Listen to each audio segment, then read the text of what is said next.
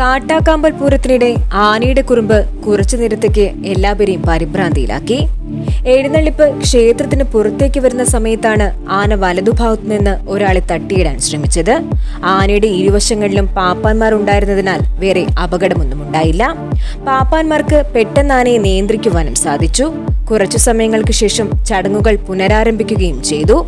തളിപ്പറമ്പ് ഗണപതി എന്ന ആനയാണ് കാട്ടാക്കാമ്പലിൽ ഉത്സവത്തിനിടെ കുറച്ചു നേരത്തേക്ക് പരിഭ്രാന്തി സൃഷ്ടിച്ചത്.